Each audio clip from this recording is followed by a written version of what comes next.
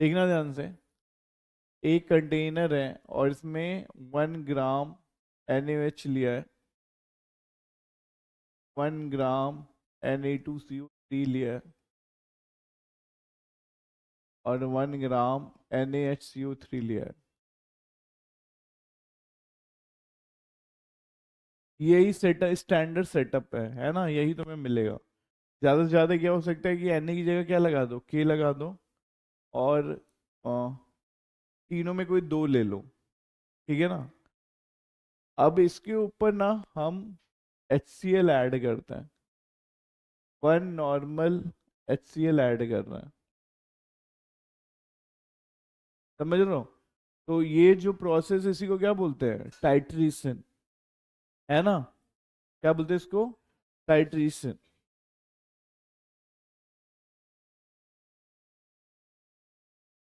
तो अब पता है यहाँ पे इंडिकेटर का यूज करते हैं। इंडिकेटर क्या होता है, कलर चेंज शो करता है। तो दो टाइप का इंडिकेटर तुम्हें पढ़ना होता है, तुम्हें पढ़ना नहीं है लेकिन वो भी अपन पढ़ लेते हैं, हमारे पास टाइम है। तो बेसिकली दो टाइप का इंडिकेटर होता है, फिनोप्थलीन और मिथाइल ऑरेंज, है ना। मतलब इंडिकेटर का काम क्या होता है, इंडिकेटर हमें क्या बताता है, कलर चेंज बताता है, ठीक है ना, बस उसका वही काम है। मतलब जो भी रिएक्शन में चेंज हो रहा है, इंडिकेटर में कलर चेंज हो जाएगा और हमें पता चल जाएगा कि ये रिएक्शन क्या हो गई, कंप्लीट हो गई। वही उसका रोल होता है। तो जो पहला इंडिकेटर अपन यूज करेंगे वो क्या है, फिनोप्थलीन, और फिर क्या यूज करेंगे, मिथाइल ऑरेंज, है ना। तो जब हम फिनोप्थलीन यूज करते हैं तो देखो क्या होता है, तो मैं इंफॉर्मेशन दे रहा हूँ कि पहला मैंने जो इंडिकेटर यूज किया है, तो फर्स्ट मैंने इंडिकेटर यूज किया है वो क्या है, मेरा फिनोप्थलीन है ना। तो फिनोप्थलीन इंडिकेटर का काम क्या है, ध्यान से सुनना। फिनोप्थलीन की प्रेजेंस में NaOH को तो कोई फर्क नहीं पड़ता, NaOH का एंड फैक्टर 1 ही रहता है, ठीक है ना। Na2CO3 को फर्क पड़ता है, वो NaHCO3 में पहुंच के रुक जाता है, समझा। फिनोप्थलीन की प्रेजेंस में क्या होता है, Na2CO3 कहाँ तक जाता है, NaHCO3। अल्टीमेटली इन सबको NaCl बनाना चाहिए था, HCl ऐड हो रहा है तो सबको क्या बनाना चाहिए था, NaCl, है ना। तो लेकिन Na2CO3 NaCl तक पहुंच नहीं पाता, कहाँ पे रुक जाता है, NaHCO3। तो इसका भी एंड फैक्टर 1 होता है। अगर यहां तक नहीं पहुंचता तो इसका एंड फैक्टर 2 होता। Na2CO3 का एंड फैक्टर क्या होता, 2 होता ना, 2Na+ और CO3 2-, है ना, ठीक है। और NaHCO3 को, NaHCO3 को फिनोप्थलीन की प्रेजेंस में रिएक्शन नहीं हो पाती है, NaHCO3 फिनोप्थलीन की प्रेजेंस में रिएक्शन नहीं कर पाता है। इसी की वजह से तो देखो ना, ये रिएक्शन भी यहाँ पे जैसे ही NaCO3 पहुंचा रिएक्शन रुक गई, समझा। उसका रीजन भी मैं बता देता हूँ। फिनोप्थलीन जो होता है एक एसिडिक, क्या होता है, एसिडिक पॉलीमर होता है, ठीक है। तो वो खुद एसिडिक है, और यहाँ पे तुमने बना दिया क्या, NaHCO3 बना दिया, तो वो भी एसिडिक हो गया, है ना। वो लोग एक दूसरे को क्या करने लगते हैं, रिपेल करने लगते हैं, रिएक्शन को आगे बढ़ने नहीं देते हैं। तो ठीक है, तुम्हारे काम की बस ये चीज है कि अगर तुमने फिनोप्थलीन ऐड किया है तो इन्फॉर्मेशन क्या है, NaOH पूरा खत्म हो जाएगा, Na2CO3 कहाँ तक पहुंचेगा, NaCO3 तक, और NaCO3 को कोई फर्क नहीं पड़ेगा। अब तुमसे क्वेश्चन पूछा जाता है कि जो HCl ऐड किया गया है उसका कितना वॉल्यूम यूज होगा फिनोप्थलीन की प्रेजेंस में रिएक्शन को खत्म करने में, समझा। मतलब अगर तुमने ऊपर से HCl ऐड किया तो HCl क्या करना चाह रहा है बताओ, एसिड बेस करके न्यूट्रल करना चाह रहा है ना। तो कितना वॉल्यूम HCl का लगेगा। तुम लोगों ने स्कूल में टाइट्रेशन किया है वो, है ना। तो उस वैल्यू को क्या बोल नाम दे देते बताओ, टाइटर वैल्यू, क्या बोलते हैं, टाइटर वैल्यू। जो ये इसका वॉल्यूम यूज हो रहा है ना, कैसे गिराते थे याद करो, ड्रॉप वाइज गिराते थे ना, है ना, ड्रॉप वाइज देखते पिपेट से लेते थे, है ना, तो वही पिपेट से अपन कितना वॉल्यूम यूज कर रहे हैं वो निकालने जा रहा है। ठीक है, तो सुनो, ऐसा मैं लिख सकता हूँ क्या इस केस में? तो इस केस में मैं ऐसा लिख रहा हूँ, तुमको समझ में आ रहा है? मैं लिख रहा हूँ gram equivalent of HCl equal to gram equivalent of NaOH plus gram equivalent of Na2CO3। ये लिखना सही है? देखो, देखो ये लिखना सही है ना? क्योंकि HCl किससे किससे रिएक्ट कर रहा है बताओ? NaOH से और Na2CO3 से। NaCO3 से तो करता नहीं है। अब अच्छा बताओ, HCl का ग्राम इक्विवेलेंट कैसे निकाल लेंगे? 1 × V निकालना है। NaOH का कैसे निकलेगा बताओ? 1/40 इंटू बोलो 1 होल इंटू n फैक्टर, और इसका बोलो 1/106 इंटू 1 ही लिए ना, क्योंकि फिनोप्थिलीन की प्रेजेंस में बताया था ना तुम्हें 1 लेते हैं।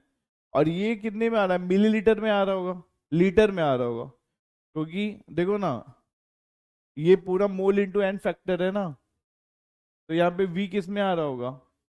लीटर में आ रहा होगा। तो मिलीलीटर के लिए क्या करना पड़ेगा? 1000, तो 1/40 प्लस 1/106 इंटू 1000, इतना मिलीलीटर आएगा, है ना? पहले इतना नोट कर लो, अच्छे से लिख लो।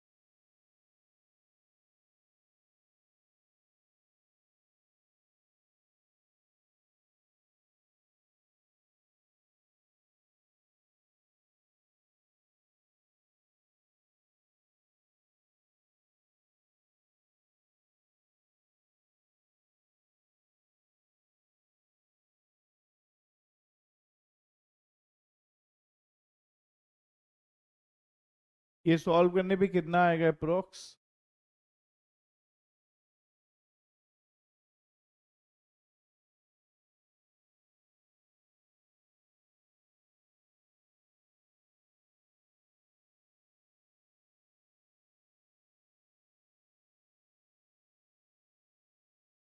देखो इसको जल्दी से कैसे करते हैं। 1000/40 कितना आएगा?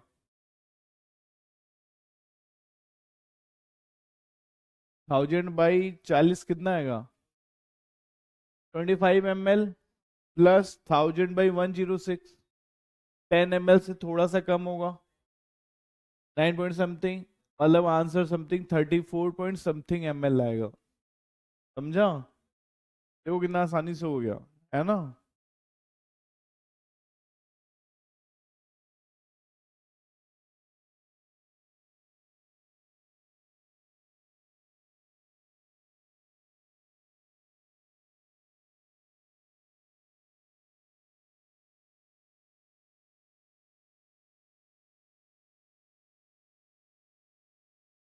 थर्टी फोर ना, 34 समथिंग, है ना? 34 पॉइंट समथिंग ml आएगा। ठीक है, समझा ना? फिनोप्थिलीन सेकंड केस देख सकते हैं। ठीक है, अब देखो इसी में क्या करते हैं ना अपन, अगर मिथाइल ऑरेंज यूज करते हैं तो क्या होगा। अब देखो इसी में अगर मिथाइल ऑरेंज यूज कर रहे हैं, फिर सेम सेटअप है। फिर 1 ग्राम तुम्हारा NaOH है, 1 ग्राम NaCO3 है, और 1 ग्राम NaHCO3 है। और हम यहाँ पे यूज क्या कर रहे हैं, 1 नॉर्मल HCl, है ना? ठीक है, फिर अब हम यूज कर रहे हैं methyl orange, methyl orange use कर रहे हैं, है ना?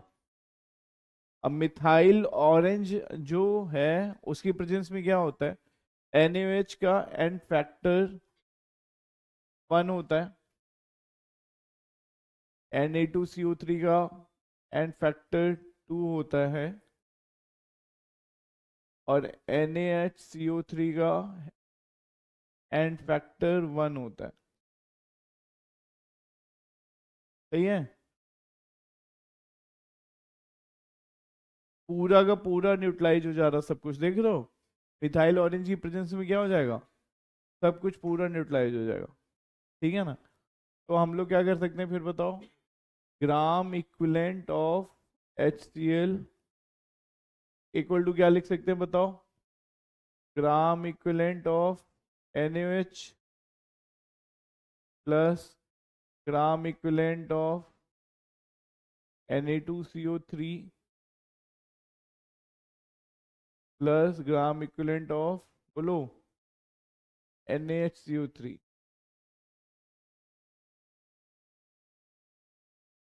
सही है? तो ये कितना हो जाएगा बताओ, फिर वही 1 × V। अब ये कितना हो जाएगा, 1/40 × 1, 1/106 × 2, 1/84, है ना? अब फिर मिलीलीटर के लिए क्या करना पड़ेगा बताओ, इनटू 1000, है ना? अब इसको भी स्मार्टली सॉल्व करो, कितना हो जाएगा ये हो जाएगा 25, और ये हो जाएगा समथिंग 18, है ना? 43, और ये कितना हो जाएगा बताओ, लगभग 11, है ना? समथिंग, है ना? मतलब अप्रोक्स, ये लोग अप्रोक्स सब मिला के कितने आ रहे होंगे, 55 ml अप्रोक्स। और पहले कितना आ रहा था अप्रोक्स, 34 ml। ठीक है ना? अच्छा ये भी नोट कर लो अच्छे से।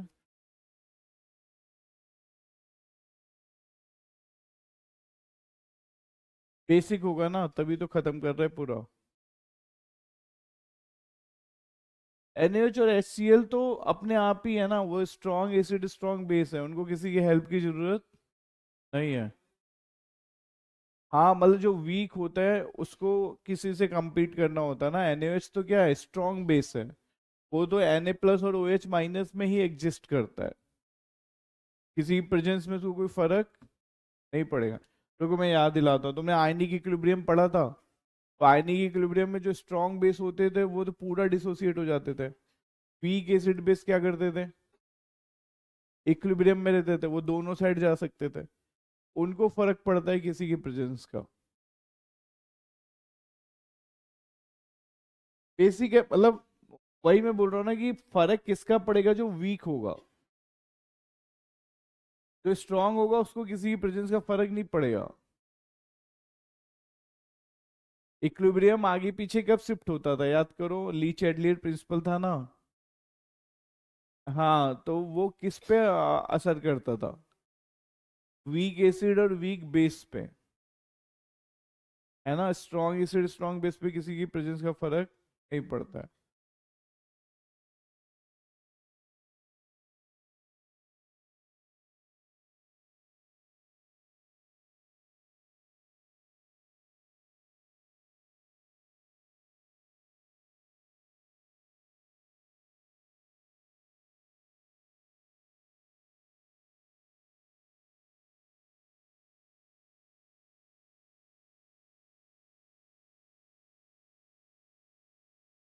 अब देखो इसका थर्ड केस क्या होता है, कि पहले हमने क्या ले लिया, फिनोप्थलीन ले लिया, और फिर हमने क्या ऐड किया, मिथाइल ऑरेंज।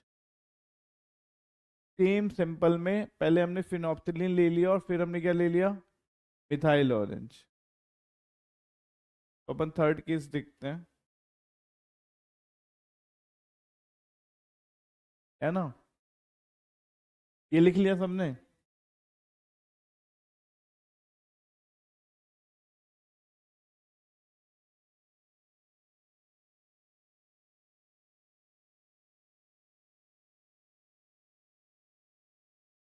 चलें,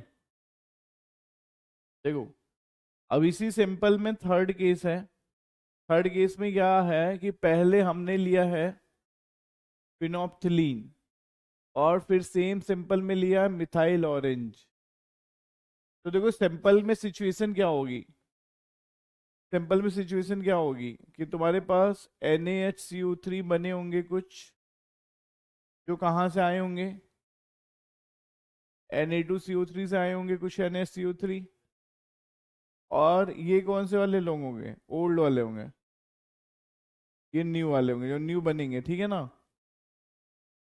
प्लस कुछ NaCO3 ऐसे होंगे, बोलो, जिनको फिनोप्थलीन से कोई फर्क पड़ा ही नहीं होगा, है ना। तो ये वाले कितने होंगे, ये वाले होंगे 1/84 इंटू 1। ये वाले कितने होंगे, ये वाले,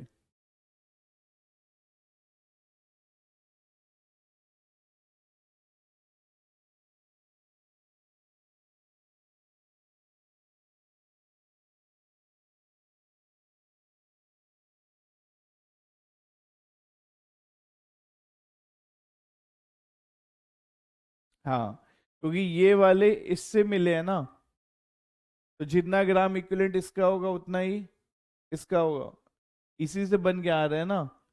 तो जितना ग्राम इक्विवेलेंट इसका होगा उतना ही इसका हो जाएगा, तो ये कितना होगा, 1/106 इंटू 1000 इक्वल टू क्या हो गया बताओ, P। तो अभी ये कितना आ रहा है बताओ, अप्रोक्स कितना आ जाएगा, अप्रोक्स 21 ml आया, है ना। तो ये तुम वैसे भी बता सकते थे, देखो कैसे, तुम बोलते कि सर देखो जब आप मिथाइल ऑरेंज लेते हो पूरा का पूरा हो जाता तो अप्रोक्स 55 ml आया था, और जब आप फिनोप्थलीन लेते हो तो अप्रोक्स कितना आया था, 34 ml, है ना। तो फिनोप्थलीन लेने के बाद जब आप वापस मिथाइल ऑरेंज ऐड करोगे, कितना और लगेगा, डिफरेंस ना इन दोनों का, उतना HCl और लगेगा ना। तो यहीं से बता भी सकते हैं। तो क्या हो जाएगा बताओ, 55 - 34 21 ml, समझा, लिख लो।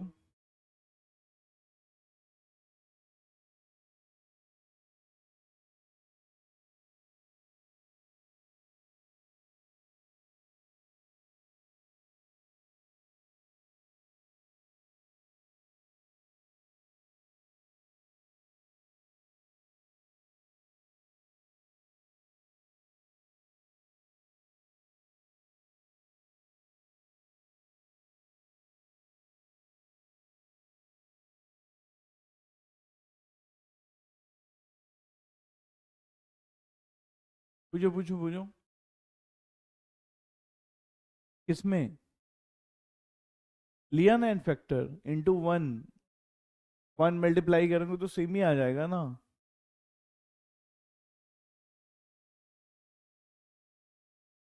जितना इसका ग्राम इक्विवेलेंट जितना होगा उतना ही ग्राम इक्विवेलेंट इसका होगा, तो इसका ग्राम इक्विवेलेंट कितना होगा? 1/106 इंटू वन।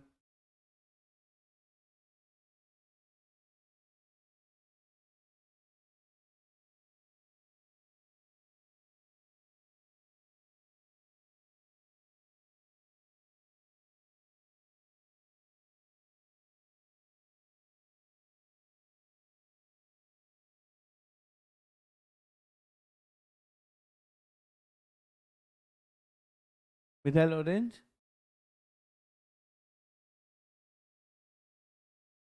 एंड बताया तो मिथाइल ऑरेंज के एन फैक्टर पे क्या फर्क पड़ता है। मिथाइल ऑरेंज जब आप डालते हो तो एन फैक्टर पूरा Na2CO3 को खत्म कर देता है।